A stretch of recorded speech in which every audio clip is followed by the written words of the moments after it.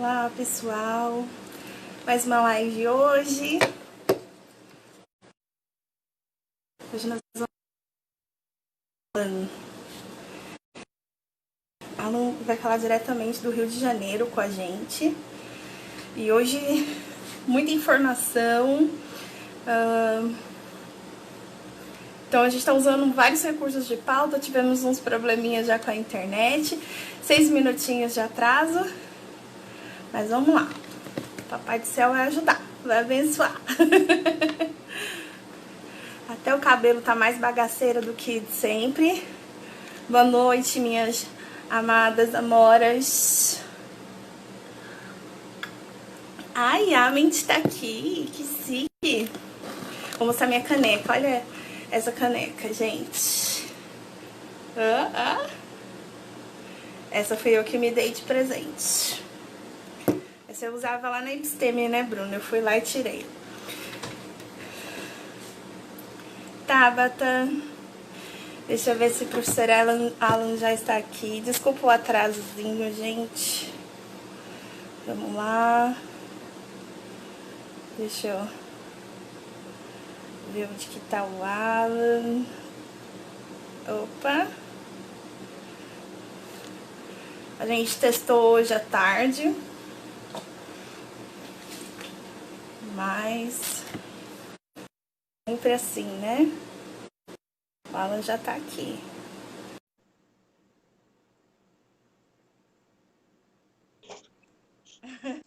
Olá, Amanda. Boa noite. Boa noite, querida. Eu fiquei preocupada. Sabe quando você começa a fazer uma sucessão de erros? Eu falei, ai, meu Deus, como é que pode? Mas tá dando Mas tudo deu tudo certo. A certo. Eu internet tá atrasei pegando muito. agora, tá tudo certinho. Oi? Eu chamei tava... Não, fui eu que atrasei, né? Eu já estava preparado aqui. Você já em inglês. Alan, vamos começar a nossa live, porque ela é bastante substancial e eu não quero deixar nenhuma pauta de fora, né? Então, acompanhar depois, porque aqui a prosa vai segredo. Eu queria que você se apresentasse, falasse um pouquinho sobre você, sobre o seu Tudo bem. trabalho. Primeiramente, eu quero dar boa noite a todo o meu público que está assistindo, porque eu já compartilhei nas minhas redes, no seu público e também no público do Instituto Episteme também. Gostaria de agradecer a oportunidade que vocês estão me dando. Eu sou o professor Alan Santos, sou professor de Educação Especial no município de Itaboraí e de Niterói. Já trabalho com educação há 15 anos, mas 13 deles dedicado à educação especial. Primeiro, eu comecei numa escola exclusiva de educação especial, né? Uma instituição que me ensinou tudo o que eu sei hoje. E depois eu migrei para a educação especial na perspectiva inclusiva, né? No município de Itaboraí e hoje também em Niterói. Então, assim, sou totalmente apaixonado por educação especial e educação inclusiva. Sou militante mesmo, gosto. Então, toda vez que tenho convite que eu possa estar participando, eu estou participando porque eu acho muito importante. Eu acho que é uma missão do educador especial estar participando, estar levando uma palavra, sobretudo nesse momento agora de pandemia. Eu acho importante nós estarmos juntos, levando alguma palavra para as famílias e para a comunidade escolar. Então, muito obrigado pelo convite. Esse sou eu, né? Simples assim. Eu que agradeço.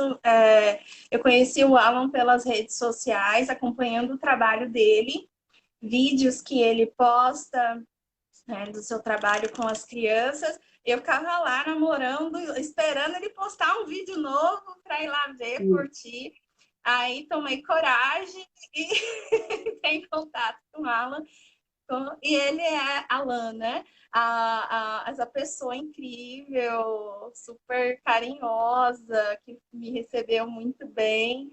E aí a gente decidiu trazer a pauta sobre TDAH, focando principalmente em políticas públicas, direito e estratégias de intervenção. Por quê? né?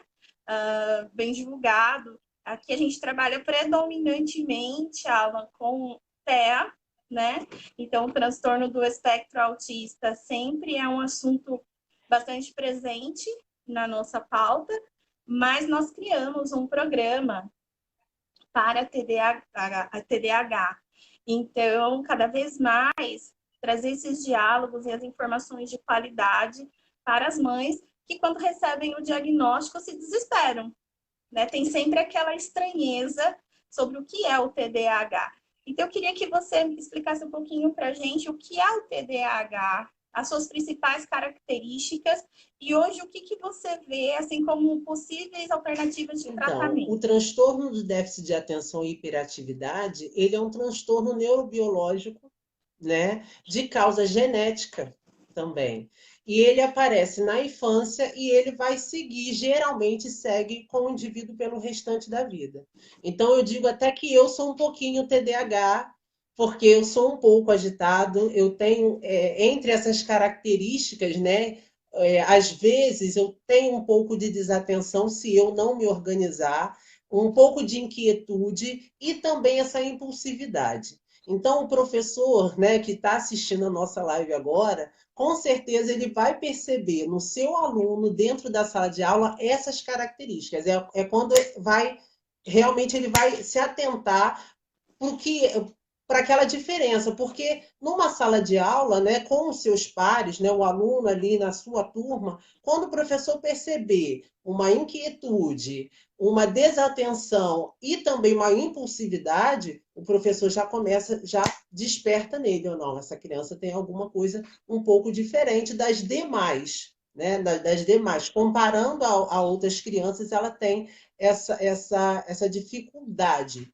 Então, assim, é importante a gente ressaltar que essa condição do TDAH, né, esse diagnóstico que for feito, né, ou pelo psiquiatra ou pelo neuro, essa condição ela não é uma deficiência. Tem muita gente que acha que o TDAH é uma deficiência e não é, é só um transtorno funcional específico. Então, assim, por isso que tem tantas lutas, né? As famílias lutam tantos por direitos, e a gente vai falar de direitos hoje também, né? Justamente por causa disso, porque o TDAH ele não é visto como deficiência.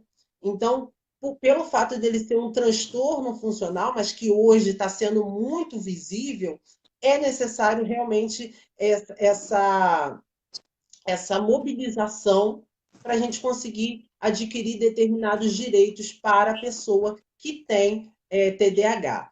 O tratamento hoje no Brasil para o TDAH ele é multimodal, que a gente diz, ou seja, é um medicamento, né? São as terapias, as orientações aos pais, aos responsáveis por esse indivíduo, e também orientações para o próprio indivíduo, porque ele precisa se conhecer. Ele precisa saber que ele tem essa condição Sim. e como ele pode, né, se autorregular de vez em quando. Né? Ele precisa se conhecer. E até assim, o autista, a gente também precisa fazer isso com ele, né? Ele precisa conhecer essa condição dele, ele precisa entender essa condição dele para ele poder se autorregular. Então, é importante a gente estar falando sobre isso e esse tratamento ele vai seguir sempre assim. A gente chama ele no Brasil de multimodal. E a terapia que mais se emprega hoje é o cognitivo comportamental para esse tipo de aluno, né? E no Brasil é o psicólogo que vai estar fazendo esse trabalho, né? É o profissional que está gabaritado e preparado para trabalhar com essa terapia com ele. O psicopedagogo vai vir com essas outras articulações, né? Que é conversar com a escola, é conversar com o aluno, para que ele consiga se compreender esse trabalho que eu falei, que ele precisa se perceber, se entender, o psicopedagogo ele vai fazer esse trabalho, e também em parceria com a escola e com a família. Então, eu acho que hoje esse multimodal que a gente fala é justamente esse trabalho de rede. É o que a gente precisa para realmente isso funcionar de forma mais correta possível. Ele é banalizado e deixado de lado, né? Logo no início da sua fala, você já destaca que não é uma deficiência, é um transtorno, mas um transtorno que muitas vezes vem carregado com comorbidades, com outras patologias, até outros transtornos que podem levar o indivíduo a uma vida com bastante dificuldades, né? E a gente vê, por exemplo, índices de depressão em crianças, adolescentes e jovens com TDAH, a ansiedade, né, que também é bastante presente, né? Só que existe eu acredito que uma certa ilusão a respeito do que uma pessoa com TDAH realmente pode fazer na sociedade. E aí a gente vai entrar isso aí mais um pouquinho aí para frente. Só que você tocou num ponto muito interessante, que é sobre falarmos para as crianças sobre o TDAH. E a Bruna Ament está até aqui vendo a nossa live, ela é uma das nossas terapeutas, que também tem um filho com TDAH, e a gente uma vez teve uma conversa sobre isso. Ela chegou e falou, Amanda, eu falo ou não falo que ele tem TDAH? Porque eu não quero que ele veja isso como muleta, e faça um uso indevido, né, dessa condição e dizer, olha, eu não consigo fazer isso porque eu tenho TDAH. E aí a gente teve toda uma conversa sobre a importância de trazer um empoderamento, né, para a criança, e também a questão como faz parte da formação da identidade dele, saber das suas limitações, das suas possibilidades, né? O que pode ou não fazer, o que pode ou não tratar. E aí nós começamos, né, a fazer ela lá na casa dela com o Miguelzinho, uma preparação para que ele entendesse o que era o TDAH. E, gente, eles sabem, eles compreendem perfeitamente, não tenham esse receio de dizer o diagnóstico. Hoje, aqui na ONG, a gente tem, assim, vários pais que se negam a dizer aos filhos o que as crianças realmente têm. Fala, eu não vou falar para ele que ele tem TEA, não vou falar que tem TDAH. Então, porque é muito criança. Não sei, você deve ter escutado muito disso, né? É muito criança, não vai entender, né? E isso é uma questão de apropriação. Eles têm que saber, né? E também a gente diminui os índices de depressão e ansiedade dessa criança, porque ele vai passar a se exigir menos também. Não no sentido de ser folgado ou ser preguiçoso, mas de começar a entender as suas capacidades, né? Vamos lá. Vamos aqui, a gente elaborou uma pauta aqui com mais ou menos uns sete temas, né? Vamos falar sobre direitos, né? Tem tanto na legislação brasileira, a lei estadual, a PL federal e a AEE. Eu Você é sou a AEE, professor né? de atendimento educacional especial. Eu sou Você a AEE. também é? Ah, Eu colega! sou. Foi a minha melhor especialização da vida. Foi o curso, assim, eu fiz muita coisa, mas o curso que mais me ensinou foi o AEE, que é o Atendimento Educacional Especializado, né? Para quem não conhece, é um curso lindo, muito lindo de ser feito. Vamos falar aí dos direitos da legislação brasileira. Hoje, o que temos para o Então, aí eu já TDAH? vou até citar, já que a gente falou sobre o atendimento educacional especializado, é que o TDAH ele não faz parte do nosso público-alvo do atendimento educacional especializado pela resolução do MEC.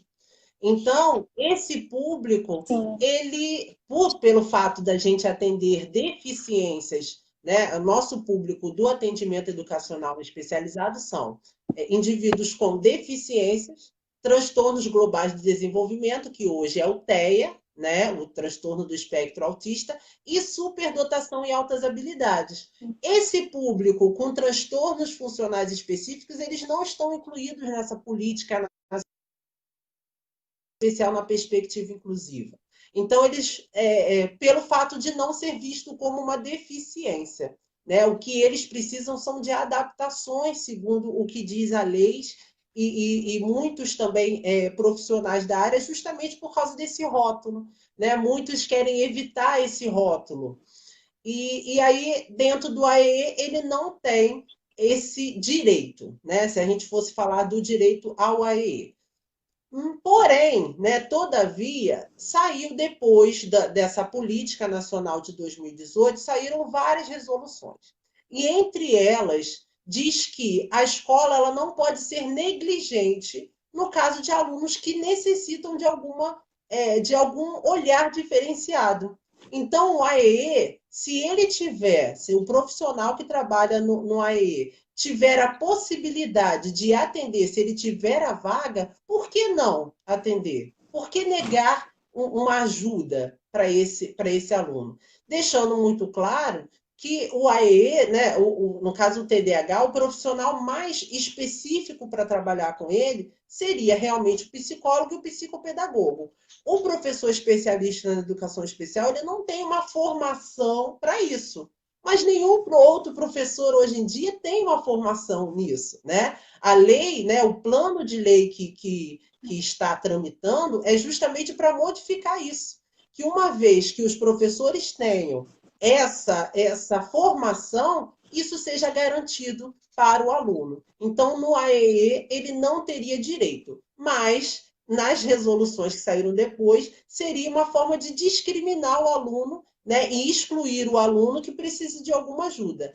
Eu, quanto professor de AEE, se eu tenho a possibilidade, se eu tenho vaga, eu sim atendo esse aluno.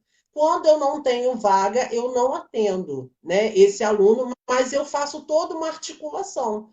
Se eu oriento os professores que estão com ele, né, como a AEE, oriento, me coloco à disposição para ajudar.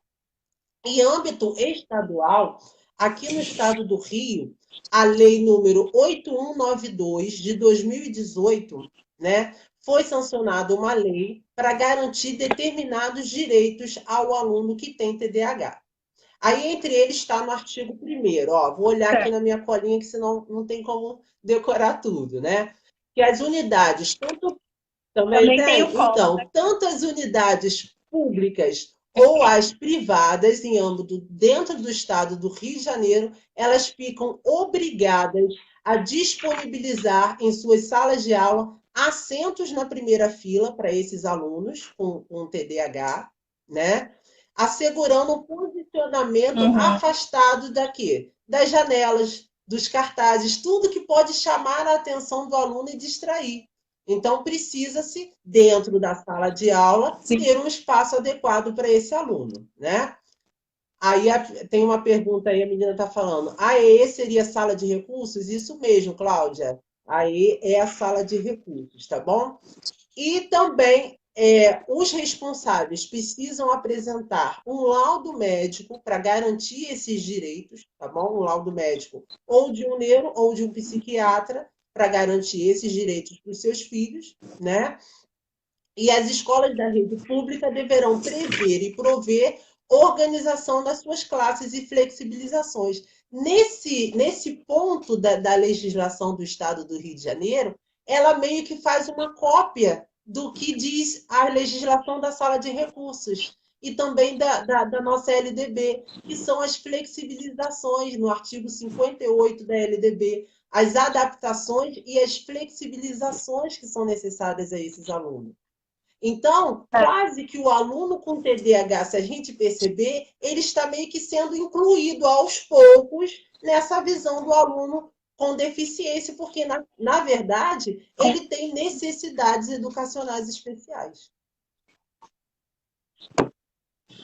Muito específicas. Você citou a lei 8.192, de 4 de dezembro de 2018, aí Isso do aí. Rio, né?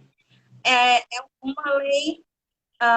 Você tem aí quem É fez? uma lei, eu não tenho quem fez, eu tenho a assinatura do governador na época, que era o Governador. Francisco Dornelles. É uma, Era o governador da época. a, Aqui em São Paulo, nós temos um projeto de lei também bastante parecido, mas que foi aí para a esfera federal, na verdade, né? E aí a gente está hoje aí com essa portaria, né, o projeto de lei de número 40 de 2019, que obriga escolas públicas e privadas de São Paulo a disponibilizar cadeiras em locais determinados na sala de aula para quem tem TDAH, o controle do ambiente, assim como eu falei, que é cópia. Eles só que nós estamos aqui em São São Paulo um referências, ano Amanda. atrasados. São referências. São referências, adorei. É plágio, galera. Mas tá bom. São boas alternativas com um ano de atraso para essa iniciativa que no Rio começou em 2018. E aí ele coloca um tempo diferenciado para a realização de provas com auxílio de um professor e com maior tempo, né, de duração para ser avaliado. É preciso o laudo do neurologista e autorização ela seja avisada de antemão se tem, né, esse diagnóstico. E também aí vai contemplar as adaptações das estratégias pedagógicas. Quem trouxe esse projeto de lei foi o Wellington Moura, do PRB. E é muito controverso, porque ele faz uma lei de inclusão e ele é o mesmo deputado que faz uma, se eu não me engano, deixa eu ver, é o mesmo deputado que propôs uma CPI para as universidades públicas, para as pesquisas das universidades públicas. Então, assim, se tem um cabra que é super controverso, é ele. Mas, enfim, ele propôs, foi aprovado, já está sendo divulgado nas mídias aqui em São Paulo. Só que o que fica para mim, talvez você concorde ou não, são propostas que, tudo bem, com embasamento na LDB, com embasamento em outras mas que acabam sendo falhas, justamente porque demoram muito tempo para serem elaboradas, aí para ser aprovado demora um tempo enorme. Eu recomendo, assim, eu realmente desconheço, sabe, Alan, um professor que não faça isso já na sala de aula, mesmo que não haja lei que o force, que o obrigue. Eu desconheço um professor que está vendo que tem um aluno ali que é mais imaginativo, que tem um problema de atenção, que não coloque ele na frente, que não tente ajudar de alguma maneira. Mas, enfim, existe esse atraso, e aí se jogou um montão de coisas agora, aqui em São Paulo, unindo a um projeto de lei que a senadora Mara, Mara ó, Gabriele, né? está em processo, Gabrilli, em tramitação. Ela reuniu todas essas pequenas propostas aqui de São Paulo, que eu pesquisei. Nós temos propostas aqui desde 2008. A primeira proposta para a inclusão, melhor inclusão do TDAH, começa com uma proposta de 2008. Foi estendida e melhorada em 2013. E aí a gente vem com uma série não, 2005, minto, gente, 2005. Começa em 2005, é aprovado em 2008, e aí se estende até 2013. São pessoas que jogaram ideias como essas, mais acolhedoras, né? Seria um programa de acompanhamento para alunos do ensino fundamental da rede pública estadual de São Paulo com TDAH. E também um programa para diagnóstico precoce, se assim a gente poderia dizer. Ele está sendo avaliado, provavelmente vai ser aprovado pelo Senado, mas São Paulo a gente tem esse problema, porque quando surge alguma coisa no âmbito estadual, ela rapidamente vira federal, e aí a gente fica assim, sabe, demora muito, vira um angu de caroço, para ser sincero. Então, aqui nós estamos em um pé muito parecido com o Rio. O que mais que a gente Então, pode eu falar queria também sobre... destacar a questão do Enem, né? Que desde 2012, o Enem também, no ato da inscrição do candidato, ele pode colocar lá que ele tem transtornos funcionais, ou TDAH, né? Que aí vai estar escrito lá como déficit de atenção, ou dislexia, ou qualquer outro que seja. E esse aluno ele vai ter direito de fazer ou a prova em local separado, né? E mais tempo para fazer essa prova. Então, é bacana, né, que um exame nacional do ensino médio tenha também, se articule para incluir essas pessoas de maneira significativa. Então, o Enem também já traz também, existe assim, são pequenos passos, né? Porque quando a gente depende da política, são pequenos passos. Assim como o plano de lei federal, né, que é a Lei 7081 de 2010, você vê, é uma lei de 2010, já se passaram Sim. 10 anos. A criança que tinha 10 anos e precisava de uma ajuda, hoje já está com 20. E ela talvez ainda esteja precisando de ajuda, porque para tramitar e para uma lei ser aprovada demora muito. Muitas vezes, essas comissões e do jeito que eles param, né, os recessos e tudo mais, isso fica tudo engavetado. Passa para um, engaveta ali, guarda. Então, assim, o que eu gostaria de deixar muito claro, que eu acho que a gente precisa, né, os pais, os responsáveis de pessoas com transtorno né, com TDAH, são que precisa se haver um movimento, tá? Que os movimentos sociais eles têm representatividade, porque infelizmente os políticos veem mais número, Sim. a gente sabe disso. Então, é necessário ter uma mobilização, né, mais nacional de todos esses pais, através desses grupos, por exemplo, o grupo que você me conheceu, de pais de pessoas com deficiência, para garantir essa legislação que está há 10 anos tramitando. Né? Então, assim, é muito tempo para uma lei ser aprovada. Eu me recordo de ter assistido uma palestra da Berenice Piana, que é a autora da lei do autista, e ela disse isso, que se não fossem os Uhum. movimentos sociais, as pessoas, né, ela correndo atrás junto com todos esses familiares, fazendo parcerias com políticos, eles não conseguiriam. Nossa live caiu no meio da fala do professor Alan. Vamos lá. Muito boa live.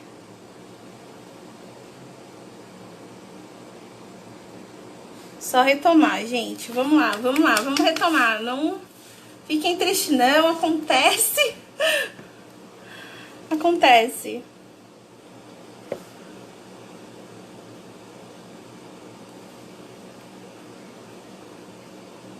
A live caiu.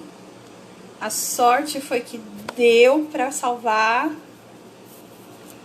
Avisa o povo aí que a gente tá voltando.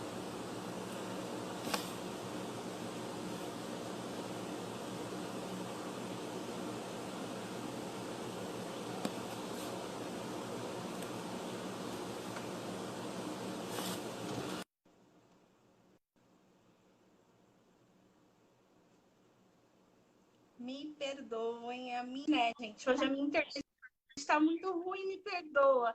Deu para salvar assim no último segundo porque o 4G estava ligado aqui. Misericórdia, Jesus. Maravilha. Se eu perdesse, eu ia chorar. Nós estávamos falando das iniciativas que nós, enquanto sociedade, né, grupos de pais, grupos interessados na causa, o que a gente precisa começar a se manifestar a respeito, né, do assunto, sobre o TDAH. E aí eu interrompi a sua fala com a minha internet horrorosa. Então, e aí, para continuar a fala, a gente precisa se unir, porque a Sim, Berenice Piana ela conseguiu realmente fazer valer a lei, né? Fazer sancionar a lei com muita luta, junto com toda essa comunidade, com toda a sociedade que se interessava pelo assunto, nós conseguimos fazer isso. Então, assim, é necessário fazer isso para que a gente consiga dar um passo além nessa sim. questão dessa política pública. porque, na verdade, essa PL, que já está há 10 anos tramitando, todas as Sim, comissões já aprovaram, né? Já foi sim. aprovado em todas as comissões, e agora ela segue para o Senado, para ver se o Senado vai dar o ok. Você vê, o autor da lei, né, a redatora, ela é hoje senadora por São Paulo, pelo estado de São Paulo, a Mara, Sim. né? E o autor da lei, que era senador na época, ele foi assassinado em 2018, né? Infelizmente, ele foi assassinado aos 77 anos de idade. O homem já morreu e essa lei ainda não foi sancionada. Então, é necessário assim adiantar esse processo, mas para isso precisa ter uma pressão da sociedade, dos interessados para isso. Então, essa lei ela é muito bacana, né? Porque ela vai garantir um encaminhamento correto assim para o diagnóstico, né? Vai dar os encaminhamentos com essa lei implementada e sancionada, ela vai dar esses devidos encaminhamentos, vai dar acesso aos recursos didáticos pedagógicos para garantir a aprendizagem das crianças. E eu acho que uma das coisas mais importantes, que é a formação continuada dos educadores com essas abordagens necessárias e as estratégias para a gente poder garantir o melhor atendimento para as crianças. E, dentre essas coisas, dentre essa questão do diagnóstico, o diagnóstico precoce. Porque quanto antes a gente conseguir garantir esse diagnóstico, mais cedo as secretarias de educação, a saúde vai se articulando para atender a essa demanda, a esse público-alvo. Exatamente, o pessoal tá aí lutando, marcando o pessoal tudo de novo. A gente tava com umas 30 e poucas pessoas aqui. Gente, me perdoa, realmente tudo acontece no mundo da Amanda. Mas o outro trecho tá gravado, tá? Estão mandando mensagem aqui, ficou gravado, tá salvo, e aí depois eu junto tudo no YouTube, eu prometo. O que eu quero falar a respeito sobre militar para o TDAH. É uma necessidade que é para ontem. Né? A gente vê que existem mais pessoas com TDAH no mundo do que autistas. E nós vemos também um certo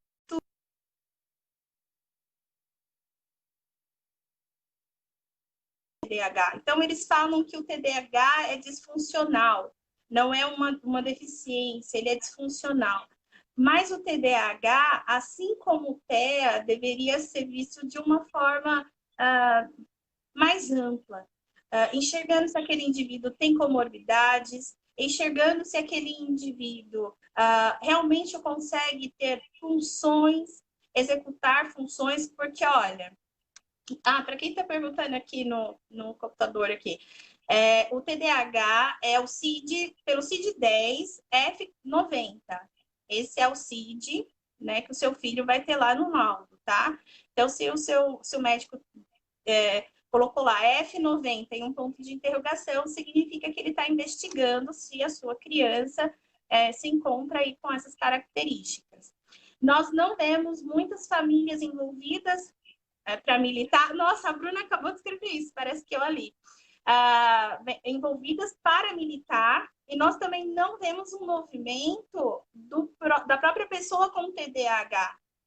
Porque hoje há tem muitos adultos com TDAH, adultos que trazem um discurso de muito sofrimento, por exemplo, no mercado de trabalho, para manter uma rotina, para manter um relacionamento, para exercer paternidade, maternidade, para se organizar na vida, né? E aí a gente é aquele momento em que eu me pergunto, poxa, até que ponto não é uma deficiência? E aí eu separei algumas coisas aqui sobre coisas que as pessoas com TDAH não têm direito, gente. Bom, se você é de Santo André e está assistindo a gente, vocês sabem que a ONG, não sou só eu, viu? é a ONG que está se candidatando a vereador da cidade de Santo André. Porque nós percebemos que o projeto que a gente aplica aqui, micro, pequenininho na ONG, pode ser estendido para a cidade toda. E aí nós entramos nessa militância política aqui na cidade, porque aqui os processos de inclusão são bem difíceis. Eu anotei aqui algumas coisas. Então, na escola, o que não tem, né? Ou o que tem, o que não tem para uma pessoa com TDAH hoje é na escola. Como o Alan citou, o Enem, ele contempla, ele dá mais uma hora de prova, porque eles usaram o bom senso, não porque é uma lei. Não existe uma lei. Se um dia o presidente ou sei lá quem estiver tomando conta da prova do Enem e falar pessoas com TDAH farão a prova no tempo real de prova, pronto. Vai fazer no tempo lá, sem acréscimo. Não há cotas nas universidades, não tem cota para quem tem TDAH. Você vai para ampla concorrência e que Deus te ajude. Não há aprovação compulsória na escola, não existe média escolar diferenciada. Se você tem TDAH, você deve ter um rendimento igual, né, às outras demais crianças que não possuem o transtorno. E também, se você for muito mal, você pode ser reprovado. Não tem nenhum tipo de aprovação compulsória que eu acredito que aí também, né, Alan? Não tem. Tá igual? São Paulo, Rio, né? Lembrando que a gente está falando São Paulo, Rio. Não há exigência por lei de espaços reservados para realizar provas. Muitas pessoas com TDAH, isso a gente vê mais, é claro, nos adolescentes e adultos, eles suplicam por um local em que não tenha as distrações.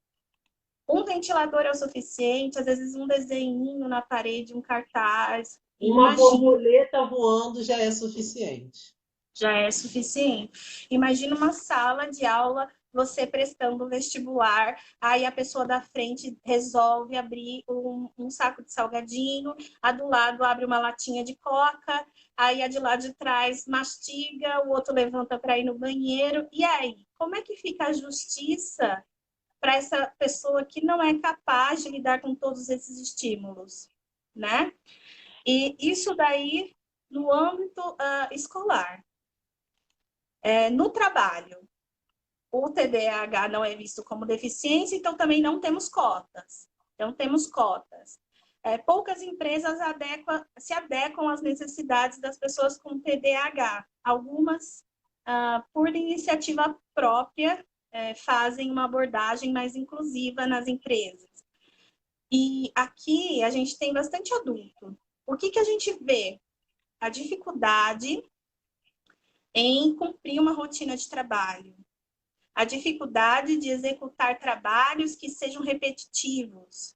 A dificuldade de lidar com coisas que não exijam deles a criatividade. Por exemplo, você pegar uma pessoa com TDAH e colocar numa linha de montagem. Aqui em Santo André tem muitas montadoras de automóveis. Esse tipo de trabalho, ele é muito desgastante. Exige muito da pessoa que tem TDAH. No trabalho também não é possível pedir aposentadoria precoce. Então, a lei não te equipara a isso.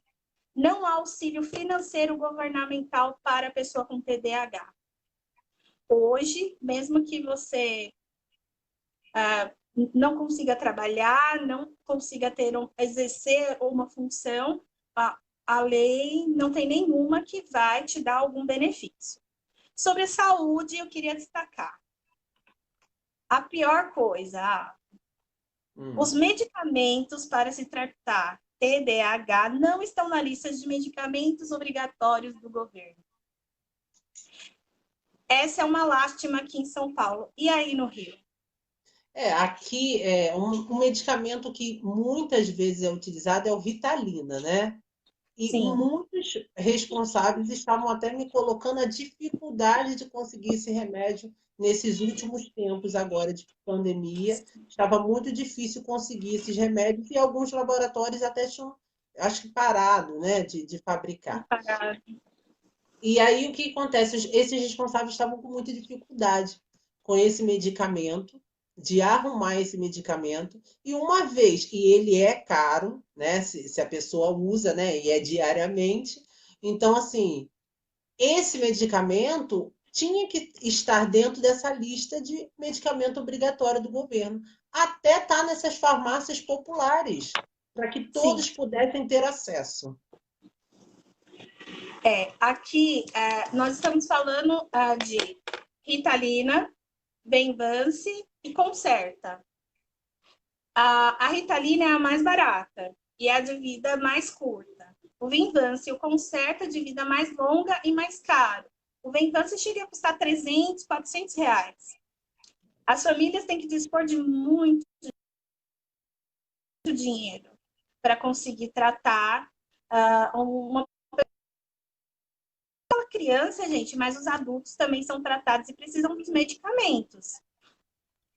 E não existe nenhuma política de saúde pública neste país. Não tô, lógico, eu estou pensando só política de Santo André, porque a gente está se candidatando por Santo André. Mas no país, Alan, não tem nenhuma iniciativa para colocar esses medicamentos no SUS, com acesso para todo mundo. A Universidade de São Paulo e a Escola Paulista de Medicina, sozinhas, através de convênios, com pesquisas, eles têm uma cota de remédios que eles recebem e eles distribuem para a comunidade.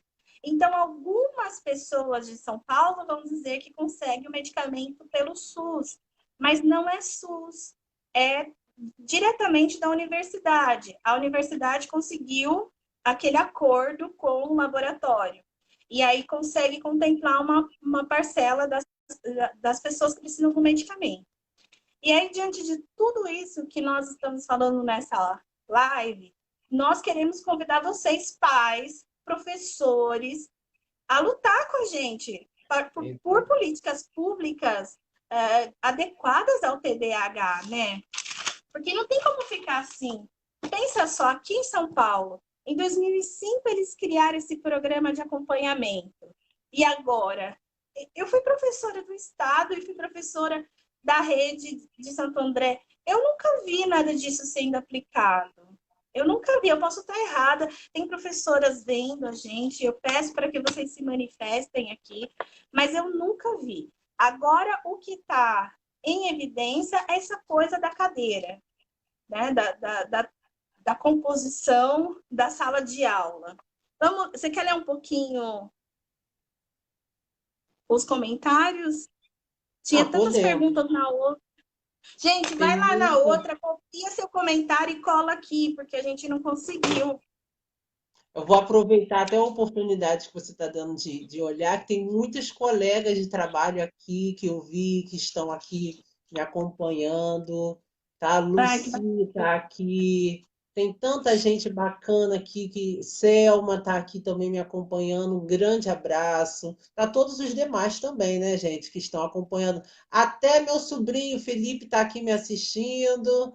Um Oi, abraço para Felipe. você, sobrinho Felipe. Felipe não veio aqui. Ah, meu aluno, Luiz Felipe. Luiz Felipe também está assistindo. Um abraço, Luiz Felipe. Dulce Helena, minha amiga também, está aqui assistindo. Então, muito obrigada a todos vocês. Tá lá, Jéssica. Travou para mim.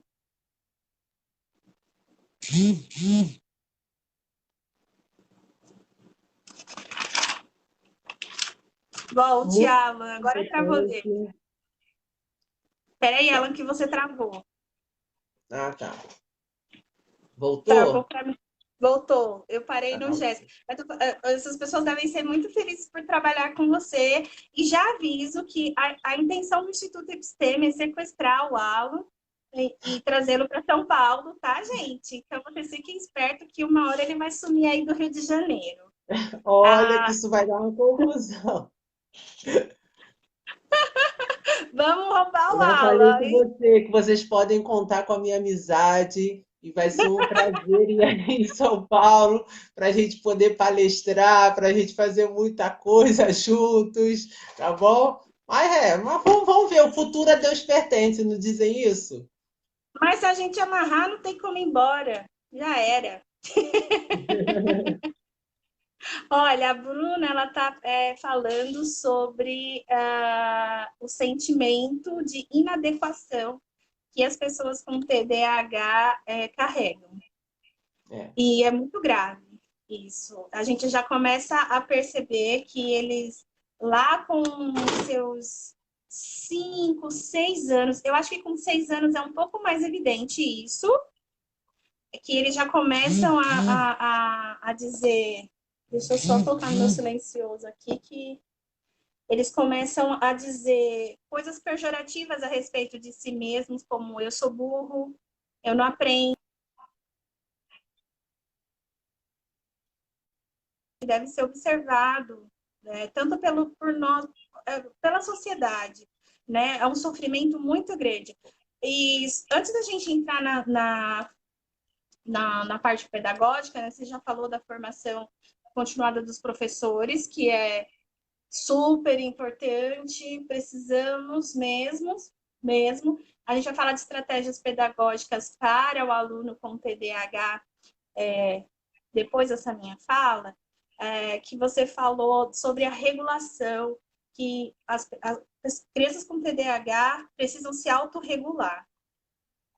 E algumas pessoas não acreditam nisso. É muito engraçado. Eu vejo até profissionais, médicos, outros psicólogos que não acreditam nisso. E eu não entendo exatamente por quê. Mas crianças com TDAH, elas sofrem sobrecargas de informação, de estímulo. Por que eles estão propondo leis aqui que controlam o ambiente, de controle do ambiente? Não é só porque a pessoa vai se distrair com um cartaz na parede, mas porque aquilo pode sobrecarregá-lo, né? O barulho pode sobrecarregar, iluminação pode sobrecarregar, coisas muito similares ao TEA.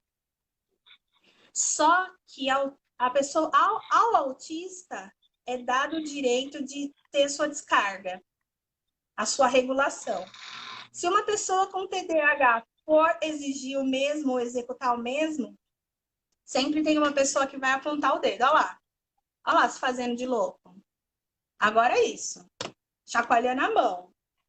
Olha a perna, não para de tremer a perna. E aí a gente vê que não é dado à criança já logo no início da sua vida a chance de se regular neurologicamente aos estímulos. Outro estigma que você deve ter: as crianças com TDAH não são burras, gente. Eles são muito inteligentes. E eu já me surpreendi de várias formas. Você já se surpreendeu de várias formas? E eu já Uma me criança que... surpreendi muito, muito. Eu tenho alunos assim que são inteligentíssimos, mas Sim, eles precisam dessas adaptações e essas flexibilizações dentro da escola. E aí exato. você até trouxe uma fala há pouco tempo atrás que você achava difícil ver que alguns professores não faziam certas flexibilizações. E eu vou te dizer, existe sim profissionais engessados que também não Sim, desejam mudança, que ficam resistentes mesmo a fazer a ajuda dessas crianças porque não acredita que seja verdade também de diminuir uma barreira que é a pior, que é atitudinal. A barreira física a gente faz com acessibilidade, a gente transforma, faz uma rampa, adequa de alguma forma. Mas a barreira atitudinal é algo que depende do outro. E quando você depende da atitude do outro, é a coisa mais difícil. E aí tem sim. todo um trabalho de sensibilização. Não é à toa que nós estamos aqui. Não é à toa que o Instituto, a ONG está trabalhando dessa maneira, está trabalhando a fim de resolver uma questão que é também de sensibilizar o outro. Então, essa live é importante também para isso, para sensibilizar as pessoas que estão do outro lado, que de alguma forma são um pouco mais resistentes. Não, mas isso, ó, o profissional falou isso, o Alan me falou isso, a Amanda me falou isso. E sabe quando às vezes você precisa repetir a mesma coisa até que alguém compreenda? Sim. E aí as pessoas precisam perceber que é uma questão muito, mas muito séria, né? Estudos científicos Sim. dizem que essas pessoas com TDAH, elas têm alteração na região frontal do cérebro. E isso causa o quê? Dificuldades nas conexões com o resto do cérebro. Então, gente, é uma questão realmente, ninguém escolheu ser assim, nasceu com essa dificuldade. E por isso tem Sim. toda essa polêmica, Amanda, sobre a questão de ser uma deficiência ou não. Ele não É. escolheu, ele nasceu assim, né? Então, assim, com essa disfunção, com esse transtorno, então é preciso a gente ter um olhar, sim, sensível, ainda mais do educador. A gente fala tanto, reclama tanto da educação, né? Hoje, por exemplo, o nosso atual e velho ministro, porque já saiu, o ministro novo já saiu hoje. Então, a gente reclama tanto, já saiu, a gente reclama tanto da educação, mas a gente, quanto profissional, também precisa buscar mais, querer mais, mostrar mais e também acolher mais. Essas crianças precisam ser acolhidas. Não só a criança especial, mas qualquer criança que apresente necessidade educacional especial. E aí, para colocar de maneira ampla, o diabético tem necessidade educacional especial, tem crianças com depressão, ela tem, às vezes, uma necessidade, sim, que a gente precisa enxergar quanto profissional. Não dá, vamos tirar as vendas dos olhos e vamos enxergar essas crianças com mais carinho e com mais acolhimento, sobretudo num país que a gente vê que a instituição família se modificou, né?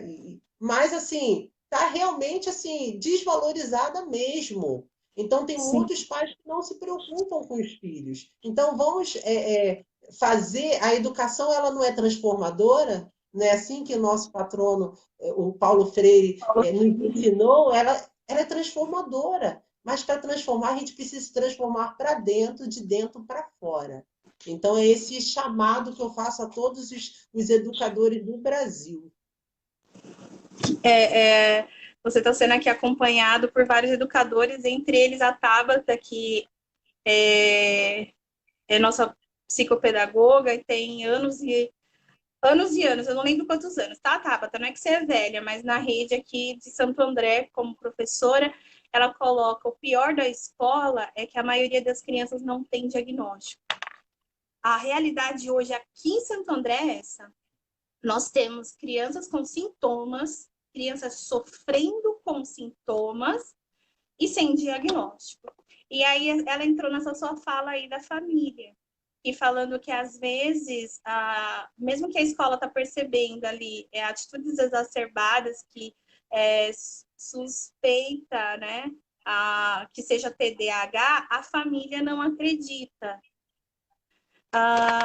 É uma complicação mesmo, quando nós, enquanto educadores, quando a gente vai sugerir, né, à família que existe algum transtorno, alguma dificuldade,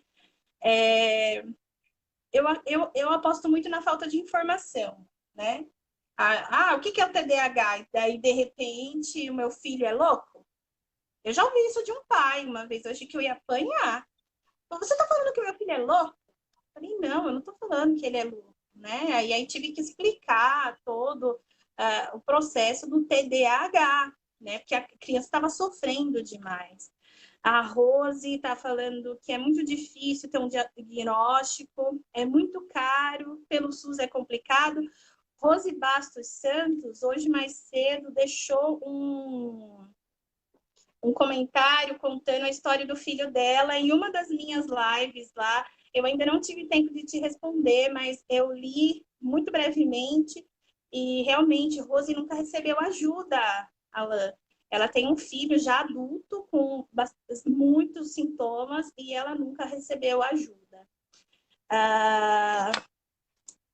Bom, tudo isso que eu falei que as pessoas com TDAH não têm, né? E como a gente pode ver aqui, de 2005, no caso de São Paulo, que para 2019, gente, é de 2005 para 2019. Vocês acreditam numa coisa dessa? A federal tem 10 anos. Eu acho que nós temos que correr atrás dessa federal, porque a de federal vai ter um âmbito nacional e aí vai atender a todos, né? Nesse sentido, a gente tem que aí colar na Mara, na senadora, né, na Mara Gabrilli, que ela Vamos está fazendo essa cobrar a Mara. Vamos cobrar a Mara, que ela que está levando todas essas pequenas iniciativas que foram municipais e estaduais, que foram boas para o TDAH, para o seu nível aí macro. Gostaria de, aproveitando que estou citando Mara Gabrilli, em dizer que antes da pandemia, Mara havia marcado uma reunião conosco no Instituto Episteme, e aí a gente entrou em quarentena e não foi possível, mas ganhamos este olhar devido à militância que temos feito aqui na cidade para diagnóstico de qualidade, tratamento de qualidade, educação de qualidade, né? É isso que a gente tem que buscar. Alan, eu falo Alan, eu sou paulista, né? Que droga, é Alan. Não, aqui também, olha, na escola que eu trabalho em Itaboraí me chamam de Alan. E na escola de Niterói, Alan. Então eu já tendo. Chamou de Alan ou Alan, eu tô virando, tô virando. Oi, oi, oi.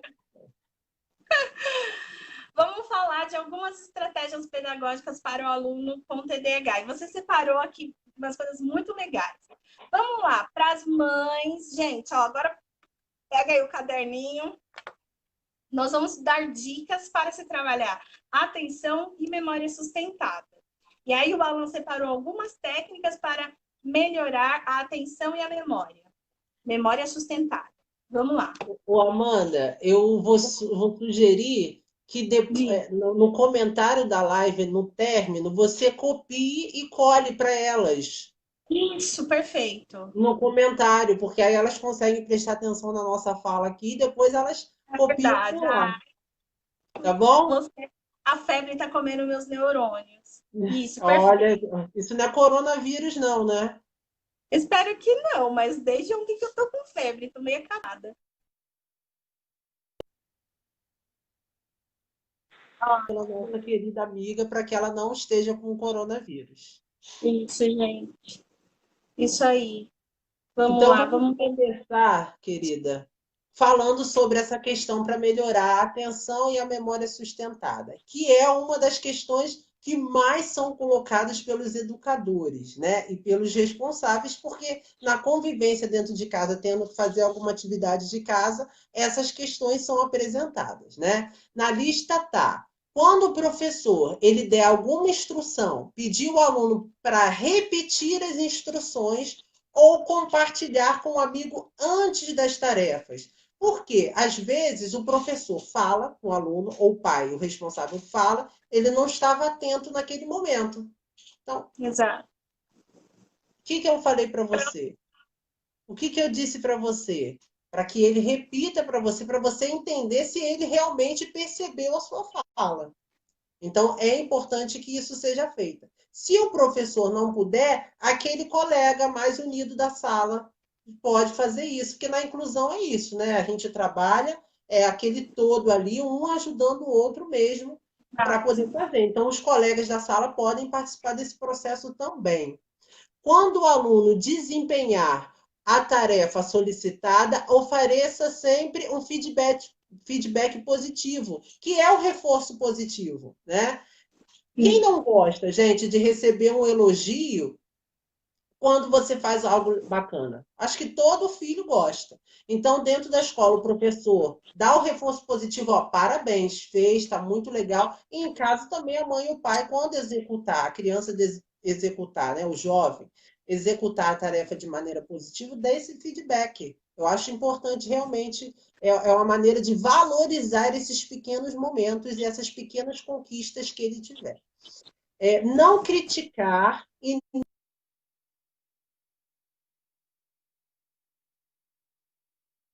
né? Ah, tem essa questão aí que você falou. Já tem uns que já se acham burros. Ah, eu não consigo isso, eu não consigo aquilo. Se vier uma pessoa que vá ficar criticando e apontando, ah, você não sabe isso, você não está conseguindo isso, como forma de falha de desempenho, piora mais ainda essa questão psicológica dessa criança, né?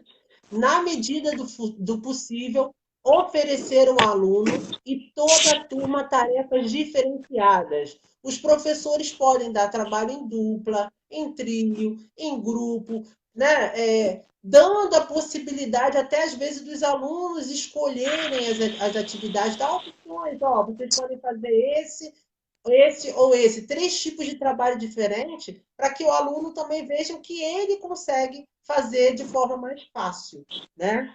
Optar também por usar tablet, quem tiver, computadores, aulas com audiovisuais, vídeos, usar o DVD da escola, sala de vídeo, se tiver sala de informática, usar materiais como revistas, jornais, tudo isso, gente, a gente até fala que na educação inclusiva, quando você faz para o aluno especial, você está fazendo para toda a turma ganha com essa qualidade de ensino, né?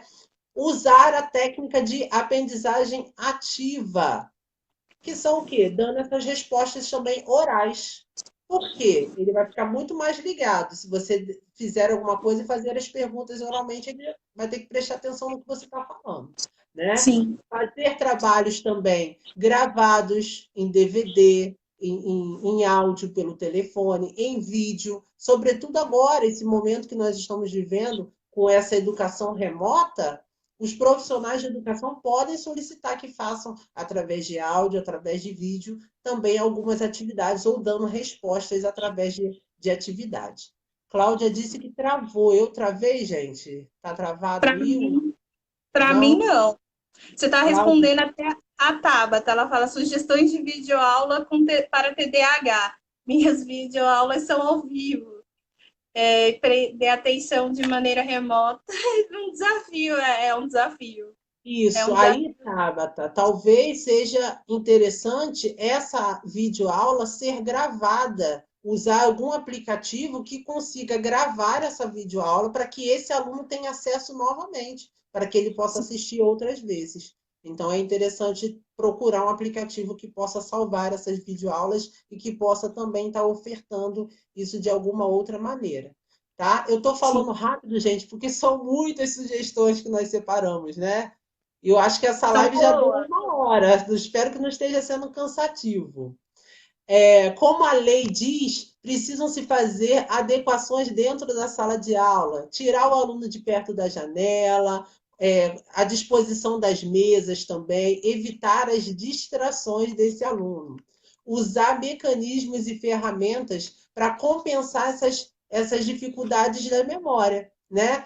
Tabelas com datas. Por exemplo, passou aquele trabalho, é bom deixar sempre avisado ali para ele tem essa dificuldade na memória. Então, às vezes você passou a atividade, é bom ler antecedência. Um trabalho que você vai pedir dá uns 15 dias e durante as suas aulas você pergunta: você já fez o trabalho? O trabalho é para a próxima semana.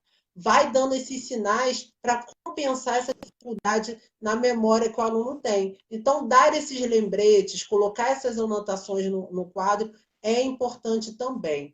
Etiquetar. Então, assim, as mães que estão nos ouvindo agora, é muito importante etiquetar nessas atividades. Usa o post-it, né? E vai etiquetando com cores diferentes para que ele vá percebendo e que vá se organizando melhor dessa forma. Claro que vai ter que ser conversado anteriormente, né? Vendo, ó, esses tipos de atividade são para esse momento, essa cor é para outra coisa, para que ele se organize, mas esses lembretes são importantes para a organização.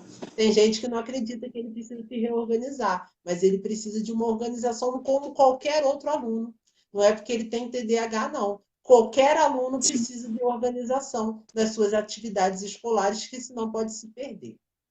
Verdade. Agora, passando para essa questão do tempo e processamento das informações. Usar essas informações, esses gráficos, estruturando esse trabalho escrito, vai facilitar na compreensão da tarefa. É interessante também, gente, fazer resumos.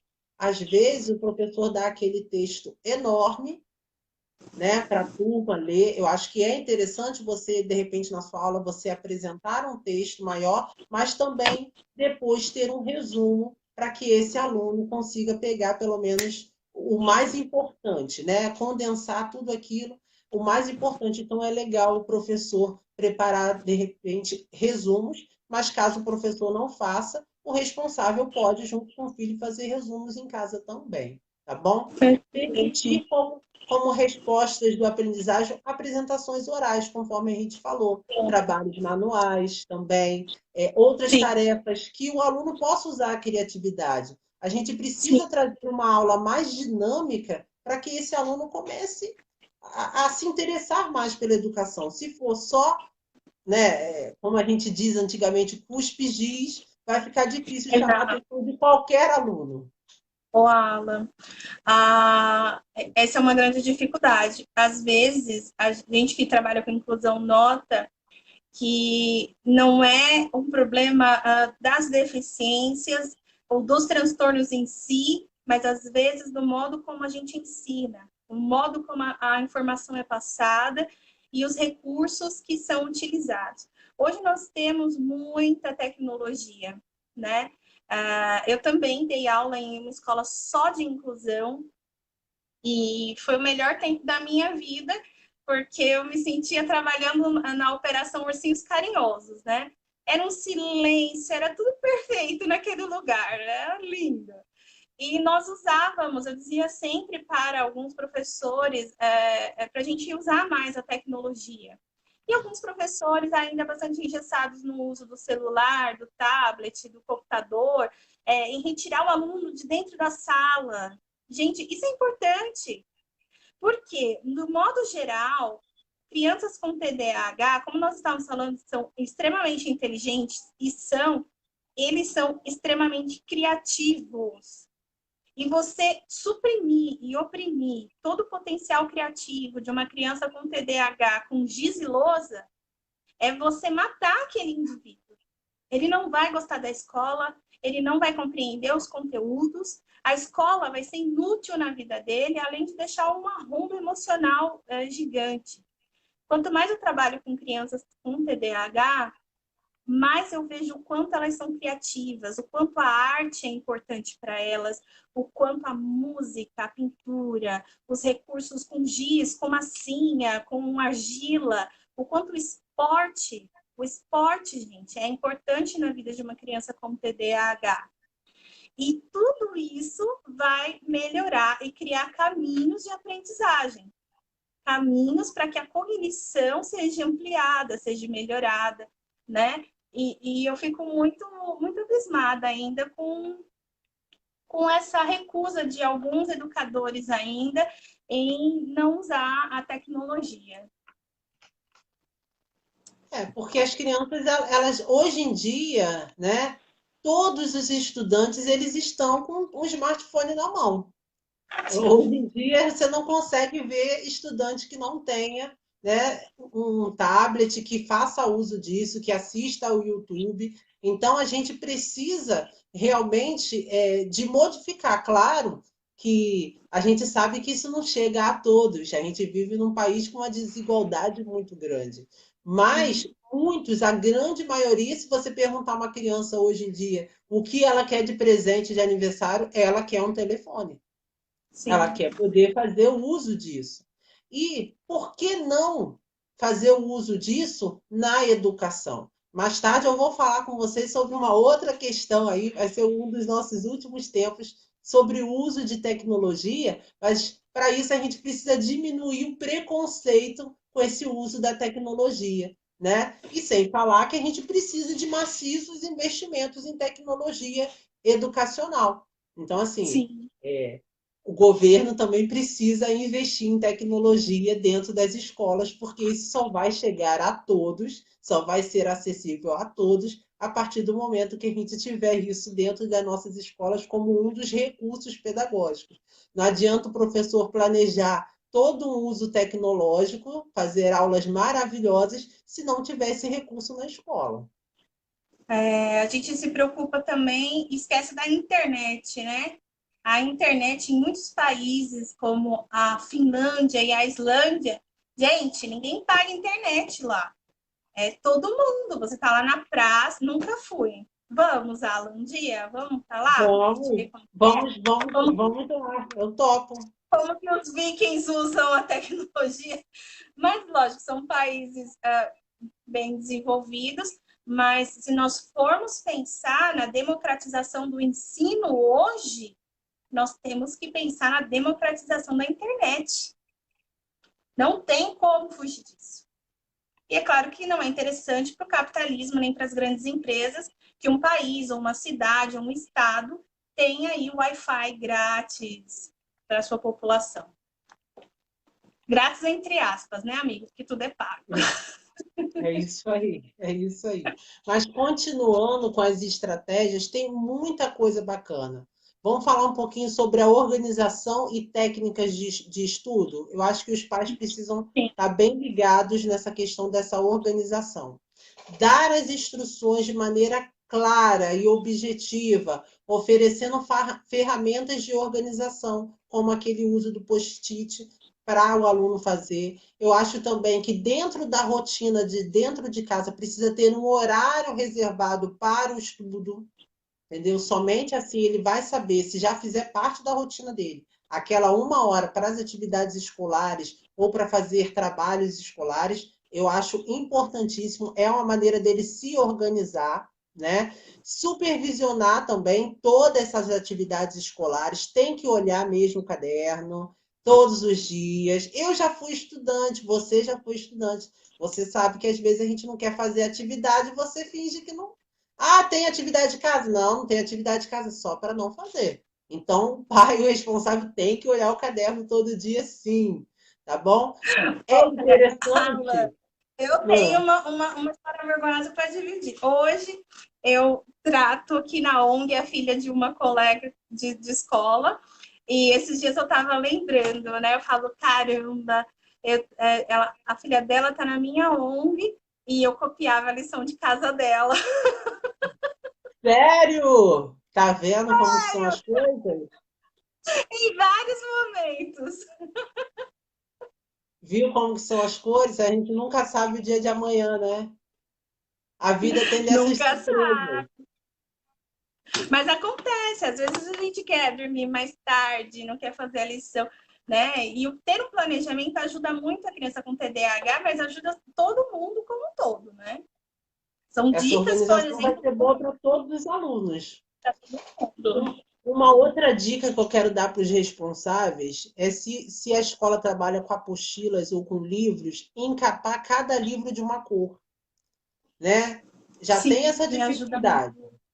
Ajuda muito. Cada livro de uma cor, o livro de ciências ele é azul, o livro de matemática é vermelho. Matemática tem que ser vermelho, tá, gente?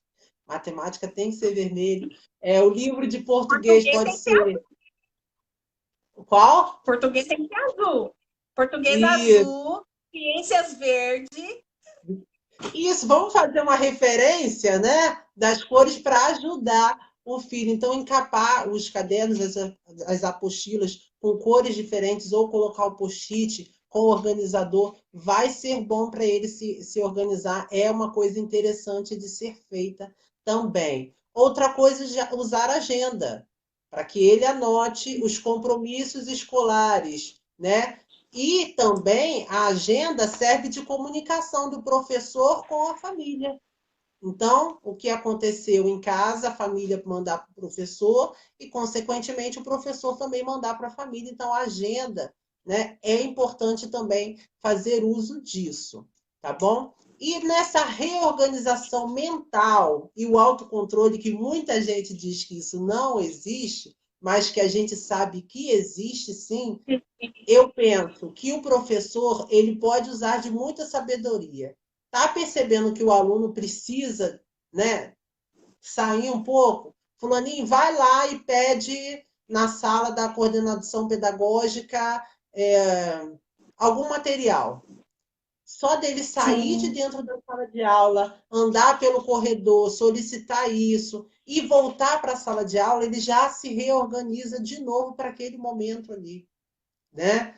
Então, assim, tem que perceber, o professor ele vai percebendo isso aos poucos. Por exemplo, dentro da própria sala de aula, você percebeu que o aluno está precisando de fazer alguma atividade que seja física, porque ele já tem essa dificuldade de ficar sentado todo o tempo. Fulaninho, vai lá, sim, apaga o quadro contigo. Apaga o quadro para mim, por gentileza. Só dele ir no quadro, apagar, ele está fazendo uma atividade física, ele, sabe, essas conexões do cérebro já se modificaram. Então, assim, a gente precisa dar essas oportunidades do aluno fazer alguma atividade motora em determinados intervalos de tempo entre uma atividade e outra para que ele se reorganize e se autocontrole. sim. É muito importante. Você sabe que tem um modelo de escola chilena, e eu sempre estou falando para as meninas da Episteme aqui.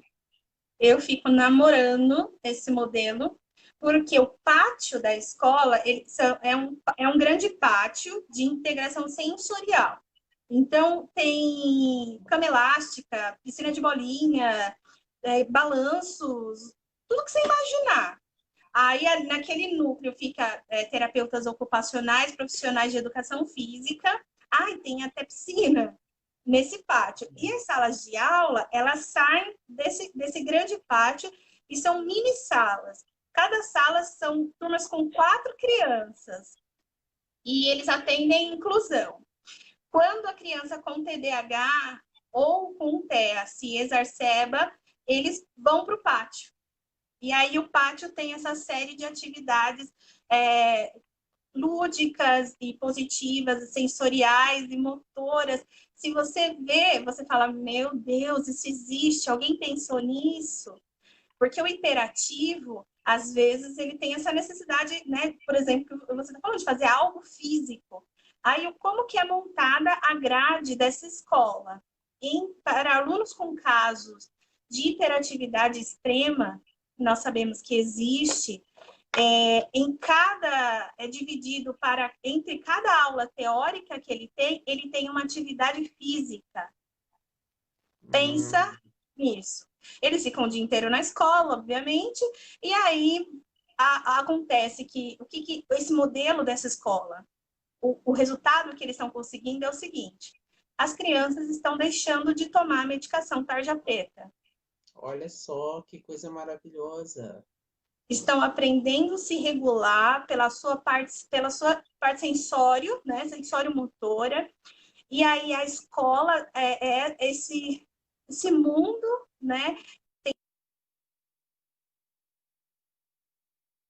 Pensa só, o que é para uma criança ter uma parede de Acaba que escalar? a terapia é diária. Exato. É a escola enquanto ambiente terapêutico num nível hardcore. Então, o ensino junto com a terapia é ali conjunto. Então, se o autista teve uma crise, ele é retirado, existe uma sala que tem menos som e menos luz, para aqueles que têm essa necessidade de menos som e menos luz, pode se regular lá. Tem a sala da soneca. Olha, é um modelo assim, deve ser muito caro, né? Eu nunca pesquisei financeiramente Com quanto que é para certeza. fazer, Mas a gente mas vai é lá um visitar, a gente vai lá vamos. visitar e aí depois traz o que é possível. Aqui a gente brasileiro não gosta de se Tá? adaptar a tudo. A gente vai adaptar o que é Exato, a nossa realidade aqui.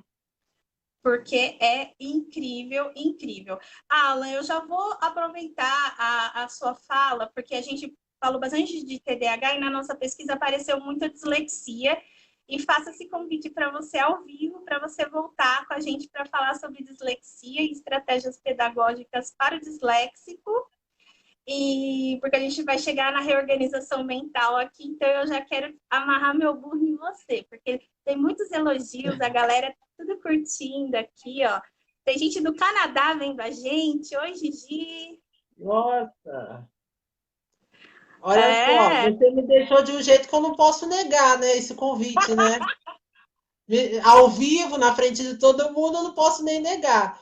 A gente vai marcar, sim, pode ser até o final de julho, pode ser? não, tranquilo, tranquilo. Julho, agosto, Porque, tamo aí. claro que a gente Tranquilo. conhece, mas a gente vai se apropriar mais dos assuntos, né?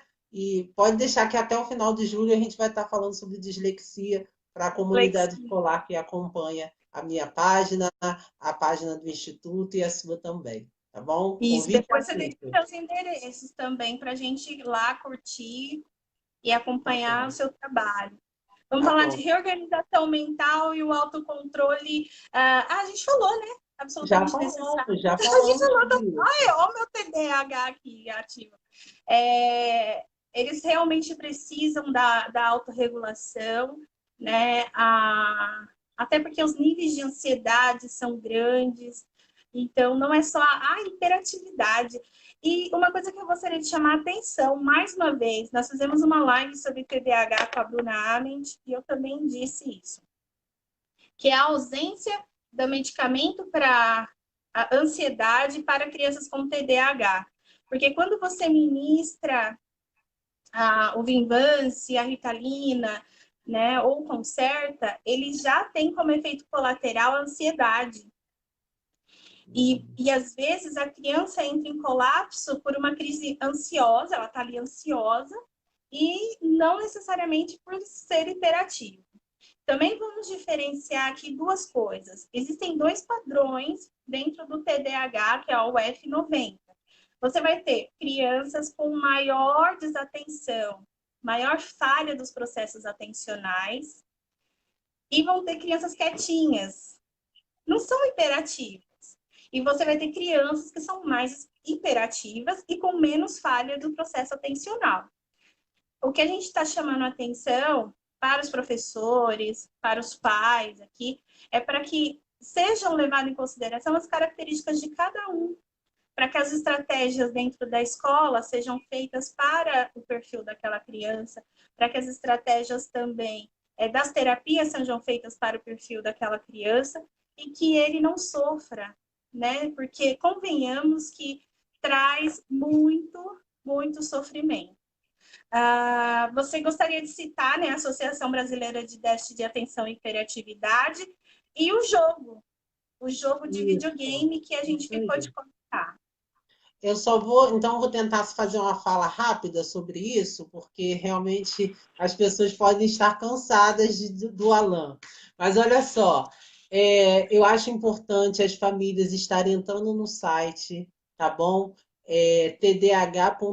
tdh.org.br, porque eles fazem um trabalho muito bacana, lá tem muito conteúdo bacana, e você vai acompanhando esses processos da lei, de tudo está lá, das notícias. Então, acho importante os pais estarem entrando, e aí, de repente, dando essa ideia dessa união que a gente precisa para que algumas leis sejam realmente implementadas e sancionadas pelo presidente, que é essa lei federal, que eu acho que vai ser o sonho para todos os pais, e aí fazendo parcerias até mesmo com a Mara, para que esse processo se adiante, já que ela é senadora e está voltando para o Congresso, para o Senado, essa lei. Então, assim, falta muito pouco. Eu acho que falta uma pressão realmente popular, uma pressão das famílias para que a gente possa caminhar mais em relação a isso. Tá bom? Essa união Exato. realmente está fazendo a diferença.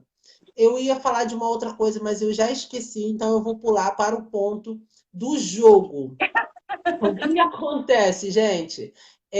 Tem 5 anos que eu tenho feito um estudo que eu intitulei de Game Motricidade.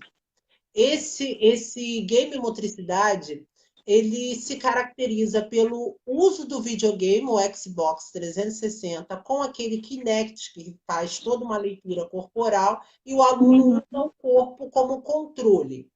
Eu acabei já de escrever um artigo sobre esse trabalho, sobre esses estudos, que tem raiz na game terapia. Só que eu não sou terapeuta, eu sou professor. Então, para poder fazer isso com o aluno, eu modifiquei, eu rebatizei e coloquei o olhar pedagógico, né?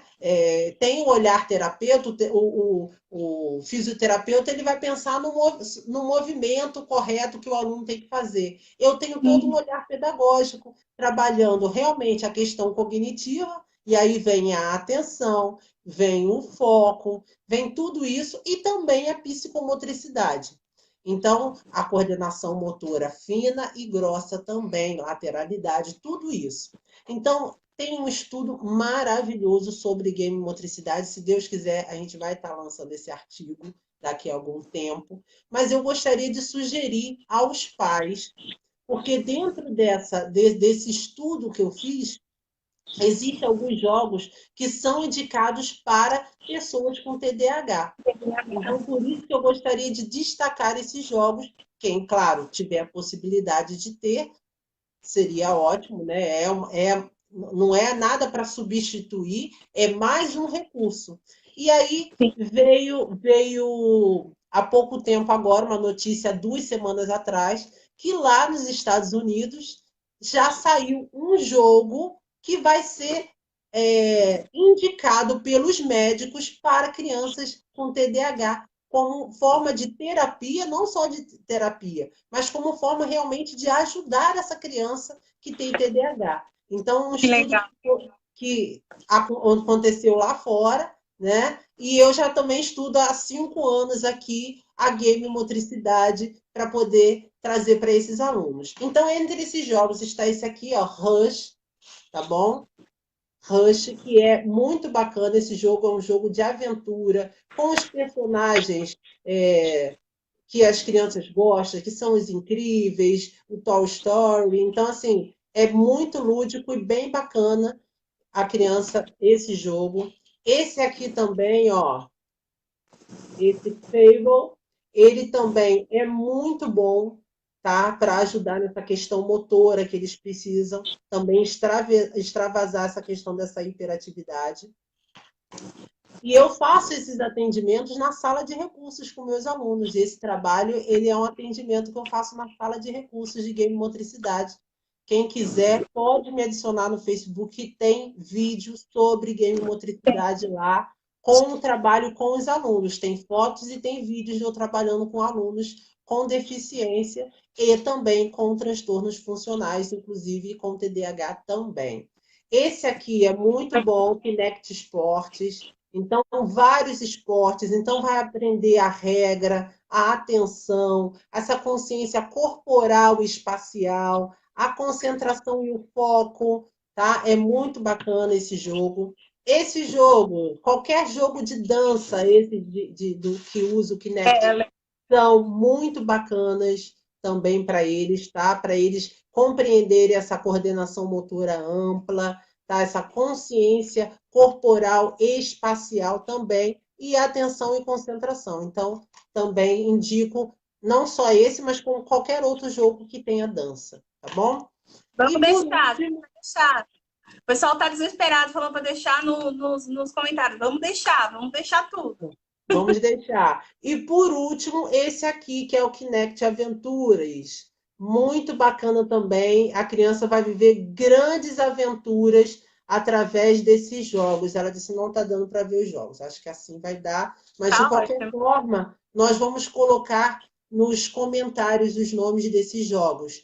Gente, deve existir em São Paulo vários outros. É porque eu moro no interior do estado do Rio, então nem tudo chega aqui. Para comprar alguns jogos desses, eu comprei realmente pela internet.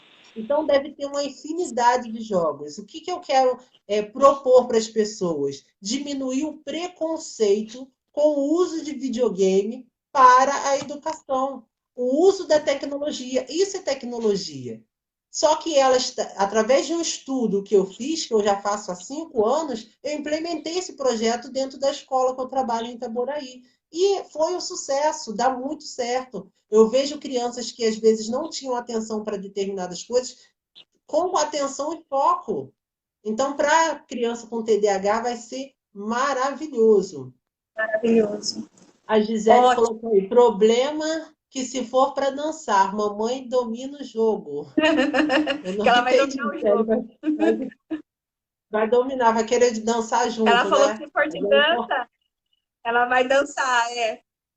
Dança junto com a criança, Olha, dá para dois jogarem, dança em dá para parceria, dois dança junta. jogarem. A Coloca a gente usa família toda para se divertir. A gente usa aqui na UNG já há algum tempo, desde que a gente começou a estimulação da psicomotricidade, a estimulação com games. A gente fala estimulação cognitiva com games, né? Cada palavra que você me disse hoje, cada explicação que você trouxe, eu sinto assim no meu coração que eu encontrei a minha alma gêmea pedagógica.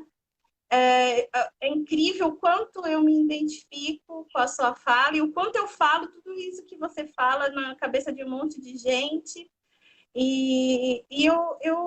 Eu queria te parabenizar porque você está no interior do Rio, como você disse, né? Você está no Minha interior do Rio cidade de tem Janeiro. 21 mil habitantes. Olha a diferença de vocês aí. Muito. Olha, aqui em Santo André, eu estou sempre trabalhando com esse número, então ele está sempre na minha mente. Só em Santo André tem 44 mil autistas. Então você imagina o tamanho da cidade. E eu vou ser muito filha da mãe com você. Vamos fazer uma live sobre essa sua pesquisa. Não precisa ser agora. Vamos fazer uma em agosto e uma em setembro, para você ter aí um tempo para a gente falar sobre o game, para você trazer essa sua pesquisa, esses 5 anos de experiência com estimulação com os games. E eu quero te agradecer demais, demais, porque mesmo não me conhecendo pessoalmente, você é uma pessoa linda, foi inclusivo Obrigada. até comigo, gente. Eu tive febre, não consegui mandar meu resumo para ele, ele foi tão gentil. E eu queria, assim, muito que as pessoas, todas no mundo, fossem iguais a gente. Eu acho que ele seria bem mais feliz e acolhedor e inclusivo. Eu E te faz agradeço demais. E você isso. precisa voltar, senão eu vou aí te sequestrar. Tá bom, eu aceito o convite de novo. Olha só, eu quero aproveitar para mandar um beijo para a Jaqueline, minha colega de trabalho de Niterói, que chegou aí, e a Ana Cristina Bessa. Deixa eu contar para vocês, a gente estava falando sobre esse trabalho com game. A Ana, eu não tinha esse videogame, ela era diretora, ela é diretora dessa instituição de educação especial que eu trabalhava, e foi ela que emprestou dela, da casa dela, para que eu pudesse Ah, implementar esse trabalho de game motricidade na escola. Então, ela foi a pessoa que me ajudou muito, que deu aquele empurrão para realmente esse projeto sair do papel, porque primeiro eu só pesquisava, eu só lia, eu só procurava, e a partir do terceiro ano, Ana Cristina Bessa, que está aí do outro lado, eu gostaria de te agradecer, porque ela levou obrigada. da casa dela para eu poder trabalhar com os alunos até que eu pudesse adquirir o meu jogo e poder trabalhar com os alunos. Então, muito obrigado, Ana Cristina. Eu quero te agradecer muito. E não só você, mas todos os colegas que estiveram aqui, a todas as famílias que estiveram aqui, muito obrigado. E eu sempre digo Obrigada. uma coisa que eu vou dizer para todas as escolas e todas as lives que eu vou ter, se me derem a oportunidade. Eu só sou o que eu sou hoje porque esses alunos especiais me fizeram especial. Então, eu sou uma pessoa, eu já sempre fui muito bem criado, dentro de uma família cristã, dentro de uma estrutura familiar muito bacana. Nunca fui rico, mas nunca me faltou nada. Mas o que que acontece? Eu me tornei muito melhor depois que eu entrei na educação especial. Muito melhor, muito melhor. Então, assim, eu gostaria que todos os profissionais da educação tivessem a oportunidade que eu tive, porque é realmente transformador. A gente já falou da palavra de transformar, né? Foi transformador na minha vida. Então, eu gostaria de agradecer a você pela oportunidade, tá bom? De estar falando hoje com o seu público, com as pessoas aí de São Paulo. Quem diria que um simples professor do interior do estado do Rio, de uma cidade de 21 mil habitantes, fosse falar com São Paulo hoje? Então, muita Mas gratidão. Um grande abraço para todo mundo que está assistindo a gente e minha gratidão a cada aluno especial, porque vocês realmente me tornaram especial durante esses 15 anos de trabalho de educação. Então, o meu obrigado ainda é muito pouco para expressar tudo o que eu sinto. Ai, eu vou chorar, não faz isso comigo. Não, não chore, não Ai, chore. eu sou chorona. Muito obrigada. Eu estou ansiosa pelo nosso próximo encontro. Vamos falar aí para o mês que vem para não te sobrecarregar. E quem está falando, neurodiversidade transforma, é verdade, Gisele. A neurodiversidade transforma, ela une e nós estamos aqui para provar isso. Gente, muito obrigada, Alan. E volte sempre, meu querido. Deus te abençoe onde quer que você esteja. A sua inteligência e o seu amor é o que faz a diferença do seu trabalho. E você não vai falar só São Paulo, meu bem. Você pode ter a máxima certeza de que você vai falar para um público ainda muito maior e muito importante. Deus te Amém. abençoe. Gente, um beijo para Tchau. vocês e muito obrigado, tá, por cada um de vocês. Tchau, Amanda.